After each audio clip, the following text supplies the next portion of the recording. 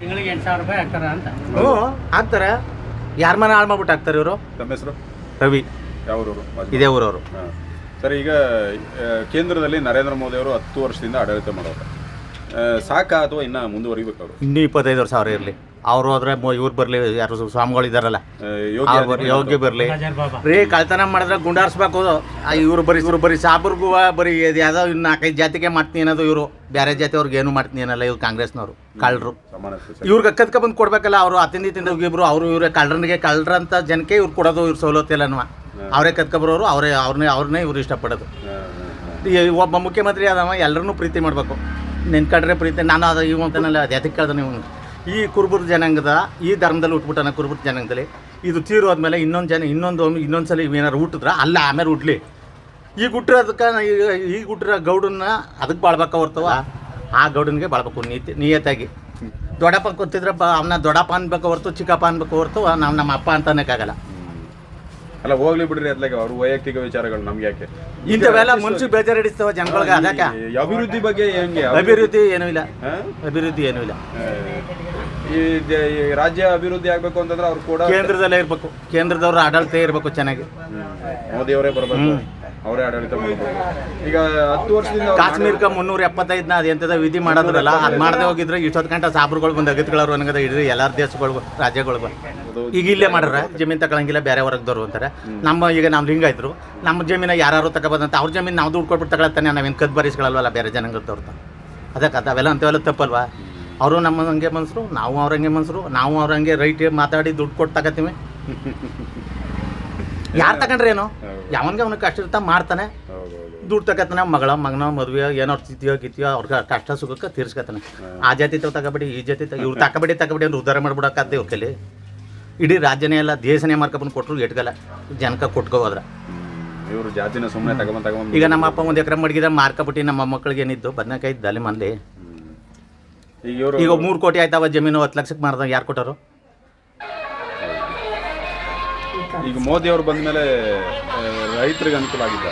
ಆಗದ 2,000 ರೂಪಾಯಿ. ಈಗ 2,000 ರೂಪಾಯಿ ದುಡ್ಡು ಬರ್ತದೆ. 2,000 ರೂಪಾಯಿ ಇವ್ರಿಗೆ ಕಂಟಿನ್ಯೂ ಆಗ ಈಗ 10 ವರ್ಷದಿಂದ ಕಂಟಿನ್ಯೂ ಆಗಿ ಬರ್ತದೆ. ಇವರು ಯಡಿಯೂರಪ್ಪನವ್ರು ಮಾಡಿದ್ರು. ಅದು ಯಾರ್ಯಾರು ಇನ್ನು ಕುಮಾರಸ್ವಾಮಿ ಯಾರ್ಯಾರು ಮಾಡಿದಾವೆಲ್ಲ ನಿಲ್ಲಿಸೋರು ಅವರು ಕಾಂಗ್ರೆಸ್ನವರು. ಅದನ್ನು ಕಂಟಿನ್ಯೂ ಮಾಡಬೇಕಾಗಿತ್ತು. ಈಗ ಇಸ್ಗಳಿಗೆ 2,000 ಕೊಡೋದು ಯಾರಿಗೆ?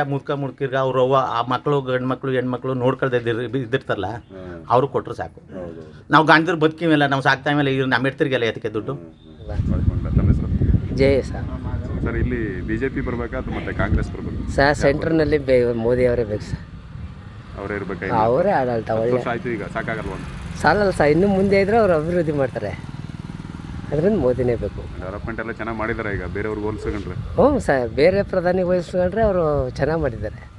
ಮೋದಿನೇ ಬೇಕು. ಇನ್ನೊಂದು 5 ವರ್ಷ ಇರಲಿ ಅಂತೀರಾ? ಇನ್ನು 5 ವರ್ಷ ಇದ್ದರೆ 10 ವರ್ಷ ಇರಬೇಡಿ, ಅವರೇ ಬೇಕು. ಈಗ ಬೇರೆ ಯಾರಾದರೂ ಈಗ ಕ್ಯಾಂಡಿಡೇಟ್ಗಳಿಲ್ವಾ? ಈ ಸುಮಾರು ಜನ ಇದಾರಲ್ಲ ಅವರು.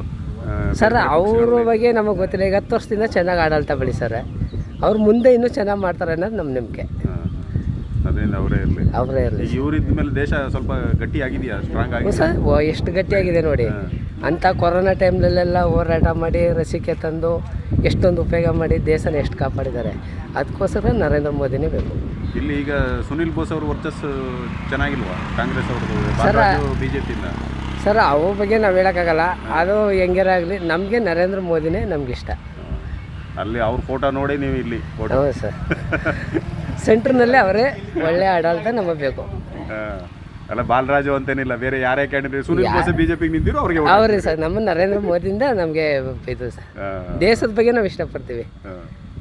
ಆ ಥರ ಈಗ ದೇಶದಲ್ಲಿ ನಮಗೆ ನಡೆಸೋಂಥವ್ರು ಅಂದ್ರೆ ಮೋದಿ ಬಿಟ್ಟರೆ ಬೇರೆ ಯಾರು ಇಲ್ಲ. ಬೇರೆ ಆಪ್ಷನ್ ಮುಂದೆ ಸರ್ ಬಿಜೆಪಿಲಿ ಇದ್ದಾರೆ ಏನೋ ಅದು ಗೊತ್ತಿಲ್ಲ. ಈಗ 10 ವರ್ಷದಲ್ಲಿ ಆಡಳಿತ ಚೆನ್ನಾಗಿ ನಡೆಸಿದ್ದಾರೆ, ಅವ್ರನ್ನ ಇಷ್ಟಪಡ್ತೀವಿ. ಆ ಥರ ಸರ್. ಮೋದಿ ಫೇಸ್ ನೋಡ್ಕೊಂಡು ಇದು ಮಾಡ್ತೀರಾ? ಈಗ ಇಲ್ಲಿ ಇವರು ಗ್ಯಾರಂಟಿಗಳು ಮೋದಿ ಹಿಡಿದು ನಿಲ್ಸಲ್ವಾ ಅಂತ? ಸರ್, ಅವ್ರು ಏನೇ ಗ್ಯಾರಂಟಿ ಕೊಟ್ಟಿರಲಿ, ಅವ್ರು ಕೊಟ್ಟಿರಲ್ಲ ಸರ್. ಈಗ ರೈತರಿಗಾಗಿ ಎಷ್ಟು ಉಪಯೋಗ ಮಾಡಿದ್ದಾರೆ, ಹಣ ಹಾಕಿದ್ದಾರೆ, ಜನಕ್ಕೆ ಉಪಯೋಗ ಮಾಡಿದ್ದಾರೆ. ಇವ್ರೇನು ಗ್ಯಾರಂಟಿ ಕೊಡ್ತಾರೆ ಸರ್? ಇವೆಲ್ಲ ನಡೀತದೆ. ಇದು ಮುಂದೆ ಕಷ್ಟ ಅದ ಸರ್ ಇವರು.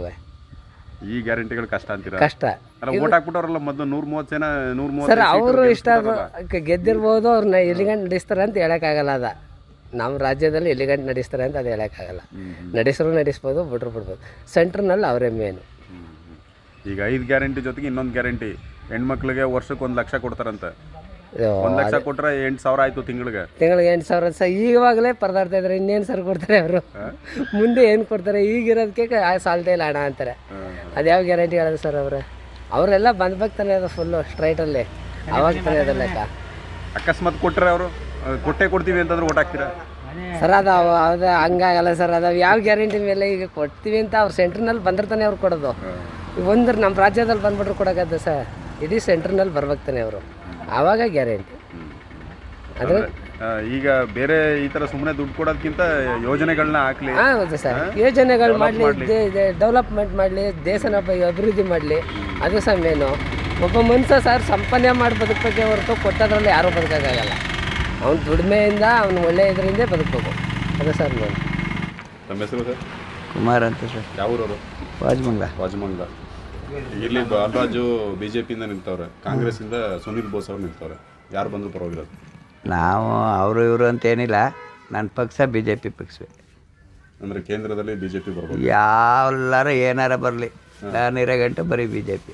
ಅದೇನೋ ಅಷ್ಟೊಂದು BJP ಅವ್ರು ಕೆಲಸ ಮಾಡ್ತಾರೆ ಅಂತ? ಅವ್ರು ಮಾಡಲಿ ಬಿಡಲಿ, ನಂದು ಒಂದು ಗುರಿ, ಅದು BJಪಿಗೆ ಹಾಕ್ಬೇಕು. ಅಲ್ಲ, ಏನಾರು ಒಂದು ಮೈಂಡಲ್ಲಿ ಇರುತ್ತಲ್ಲ ನಿಮ್ಮ ತಲೆನಲ್ಲಿ, ಈ ಪಕ್ಷ ಬಂದ್ರೇ ಪರವಾಗಿಲ್ಲ. ಮೋದಿ ನೋಡ್ಕೊಂಡು ಮೋದಿ ಕೆಲಸ ಮಾಡ್ತಾ ಇದ್ದಾರೆ. ಮೋದಿ ಕೆಲಸ ಮಾಡ್ತಾರೆ, ಅದರಿಂದ ನಮ್ಗೆ ಅದೇ ಇರಲಿ. ಆಮೇಲೆ ನಮ್ಮ ಯಡಿಯೂರಪ್ಪನವರು ನಮ್ಮ ರಾಜ್ಯ ಸರ್ಕಾರ ಇದ್ದಾಗ ನಮ್ಮ ರೈತರಿಗೆ 4,000 ರೂಪಾಯಿ ಹಾಕ್ತಿದ್ರು, ಅವ್ರು 6,000 ಹಾಕ್ತಿದ್ರು. ಈಗ ಇವ್ರು 4,000 ನಿಲ್ಸವ್ರ. ಆ ಉದ್ದೇಶದಿಂದ ನಮ್ಗೆ ಅದೇ ಬಂದರೆ ಒಳ್ಳೆಯದು. ಹೌದು, ಈ ಸರ್ಕಾರ ಬಂದ ಮೇಲೆ 4,000 ಹೋಯ್ತು ನಮ್ಗೆ. ಅಲ್ಲ, ಈಗ 2,000 ಬಂದರೆ 12 24,000 ಆಯ್ತಲ್ಲ ಇವ್ರು. ಅಯ್ಯೋ, ಅವ್ರದ್ದು ಎಷ್ಟು ದಿನ ಗಂಟೆ ಬರಲ್ಲ ಹೋಗಿ. ಅದೇ ಆತಿಗೆ ಬಂದು ಹೋದ ತಿಂಗಳಿಂದ 3-4 ತಿಂಗಳಿಂದ ಅಕ್ಕಿ ದುಡ್ಡೇ ಬಂದಿಲ್ಲ. ಅಕ್ಕಿ ದುಡ್ಡೇ ಬಂದಿಲ್ವಲ್ಲ ಸರ್? 170 ರೂಪಾಯಿ ಬರ್ತಾ ಇಲ್ವಾ ಕರೆಕ್ಟಾಗಿ? ಅದು ಬರ್ತಾಯಿಲ್ಲ ಅದು. ಅಲ್ಲ, ಈಗ ಗ್ಯಾರಂಟಿಗಳಿಂದ ಸ್ವಲ್ಪ ಅನುಕೂಲ ಆಗಿಲ್ವಾ ಅಂತ ಜನಗಳಿಗೆ? ಅವ್ರಿಗೆ ಆಯ್ತಾ, ಹೆಂಗಸ್ಗಳ್ಗೆ ನಮ್ಗೆ ಹಿಟ್ ಮಾಡಿ ತೆಗೆ ಮಾಡ್ತಾರೆ ಅವರು ಅಷ್ಟೇ.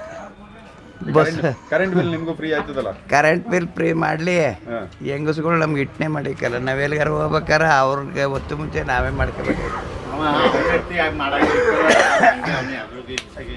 ನಮ್ಮ ನೋಡಿ ಈಗ ಮಳೆ ಇಲ್ಲ, ಏನಿಲ್ಲ, ಕಾಯ್ಕ ಕೂತೀವಿ. ನಮ್ಮ ಯಡಿಯೂರಪ್ಪನವ್ರು ಬಂದಿದ್ದಾಗ ಏನು ಸುಮ್ಮನೆ ಮಳ್ತಿದ್ದ ಎಲ್ಲ ತುಂಬಿ ಯಾವ ಫಸಲು ಎಲ್ಲ ಸಾಕಾಗಷ್ಟು ಬೆಳಿತೀವಿ. ಬೇರೆಯವ್ರದೆಲ್ಲ ಈಗ ಮಳೆ ಇಲ್ಲ, ಸಾಯ್ತಾ ಕೂತೀವಿ. ಈಗ ಹಂಗೆ ಬರಗಾಲ ಬಂದ್ಬಿಡ್ತು ಅಂತ ಏನು ಮಾಡೋಕ್ಕಾಗಲ್ಲ. ಅಲ್ಲ, ಈಗ ಮೋದಿ ಅವರು ಬಂದ ಮೇಲೆ ದೇಶ ಭದ್ರತೆಯಲ್ಲೆಲ್ಲ ಅಂದರೆ ಸೈನಿಕರದು ಇದೆಲ್ಲ, ಅದು ಸೈನಿಕರಿಗೆ ನಮಗೆ ಗೊತ್ತಾಗಲ್ಲ. ಈಗ ಸದ್ಯಕ್ಕೆ ನಮ್ಗೆ ಮೋದಿ ಸರ್ಕಾರ ಬಂದ ಮೇಲೆ ಪರವಾಗಿಲ್ಲ ಈ ರಾಷ್ಟ್ರಕ್ಕೆ. ಅಲ್ಲ, ಈಗ ರೈತರಿಗೆ ಏನಾಗಿದೆ ಇವರು ಬಂದ ಮೇಲೆ ಲಾಭ ಆಗಿದೆಯಾ? ಹಾಂ, ಮೋದಿ ಬಂದಮೇಲೆ ಲಾಭ ಆಗೋದು. ಭತ್ತಕ್ಕೆ ಒಂದು ಬೆಲೆ ಕೊಟ್ಟರು, ಒಂದು ಇಷ್ಟು ಅಂತ ಒಂದು ಲೆಕ್ಕಾಚಾರ. ಈಗ ನಾವು ಆರಾಮ್ಸಿ ಬಿಟ್ರೆ ಯಾವುದೇ ಭತ್ತ ತಗೋಬಿಟ್ರೆ ಇಷ್ಟು ಅಂತ ಒಂದು ಕಂಟಿನ್ಯೂ ಮಾಡವ್ರೆ. RTCಲಿ ತಗೋಬಿಡ್ತೀವಿ, ಒಂದು 4 ದಿವಸ ಹೆಚ್ಚು ಕಮ್ಮಿ ನಮ್ಮ ಅಕೌಂಟಿಗೆ ದುಡ್ಡು ಬರ್ತದೆ. ಈ ದಳ್ಳಾಳಿಗಳು ಏನು ಅಗತ್ಯ ಇಲ್ಲ ನಮಗೆ. ಇಲ್ಲ ಅಂದರೆ ದಳ್ಳಾಳಿಗಳು ಕೊಟ್ಬಿಟ್ಟು ಅವ್ರು ಕೇಳಿದಷ್ಟು ಕೊಟ್ಬಿಟ್ಟು ಸೊಪ್ಪಿಗಿರ್ಬೇಕು. ಈಗೇನು ತೊಂದರೆ ಇಲ್ಲ. ಕಬ್ಬಿಗೆನ 250-300 ರೂಪಾಯಿನೋ ಟನ್ನಿಗೆ ಜಾಸ್ತಿ ಮಾಡವ್ರೆ, ಪರವಾಗಿಲ್ಲ. ಅದೆಲ್ಲ ನಮ್ಮ ರೈತರಿಗೆ ಸ್ವಲ್ಪ ಅಲ್ಪ ಪರವಾಗಿಲ್ಲ. ಯುದ್ಧದಲ್ಲಿ ಗ್ಯಾರಂಟಿಯಾಗಿ ಅಂದರೆ ಸರಿಯಾಗಿ ಮಾಡ್ತಾರೆ ಅಂತ, ಕರೆಕ್ಟ್ ಮೋಸ ಮಾಡದೆ ಮಾಡೋ ಯಾವುದೇ ಕಾರಣಕ್ಕೂ ಮೋಸ ಮಾಡೋದೇ ಇಲ್ಲ.